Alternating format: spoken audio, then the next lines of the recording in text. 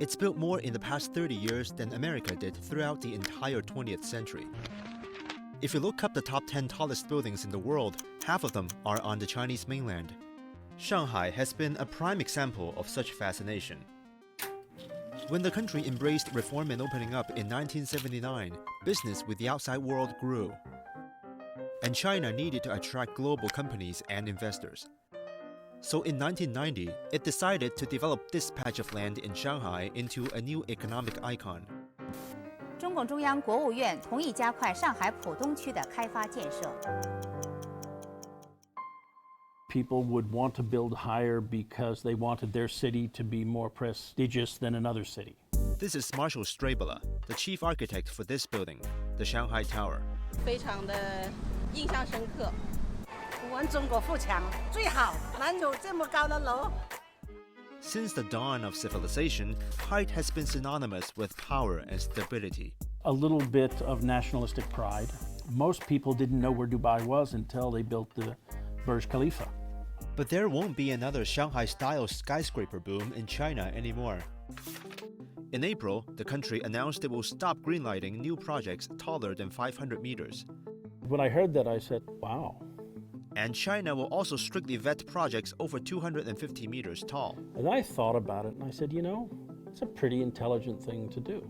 Because while skyscrapers can be good for image, they're also expensive to build. Operating costs are high, they pose challenges for fire safety, and overall, they just aren't very cost-effective. To go from 500 to 600, this incremental cost is exponential. These buildings cost almost 3 times as much per square footage as a 20-story building.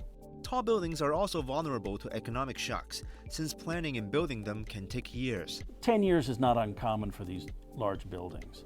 A project could start at the peak of an economic boom, but end up plunging investors into debt. But still, throughout the world, there are those who are willing to sacrifice finances in the pursuit of superlatives. The tallest twin towers, the tallest occupied single-use office tower, the tallest residential building, the tallest left-handed blue-shaped oval building. It's getting kind of ridiculous. Enter buildings with spires. If I put mousse in my hair and my hair sticks up, am I taller? Here's an example. In the 1920s, builders in New York were competing to build the world's tallest building. The battle was on between the Chrysler Building and the Manhattan Company Building. So the Chrysler architect secretly built a spire hidden inside the building during construction, which he then revealed in October 1929. That made the building the tallest in the world, despite the spire serving no practical purpose whatsoever. The stock market crashed the next day. But hey, spires became the new fashion. That's the architect himself, by the way. When my old boss, Adrian, was doing Jinmao, there was a discussion because the Petronas Towers finished about the same time. So the Jinmao client said, well, could we make Jinmao taller by putting a spire on the top of the building? And our answer is yes, of course you could do that. And they did drawings and renderings, and everybody kind of said, yeah, it doesn't look as good. Let's kind of keep it where it is. It looks better at that height, which is a very powerful thing for someone to do. That's not an easy decision to make. We could be the world's tallest building if we do this, but we're going to focus on what's right for our city. In the 21st century, the human desire for height remains unchanged. And the main battleground for the skyline has moved to China.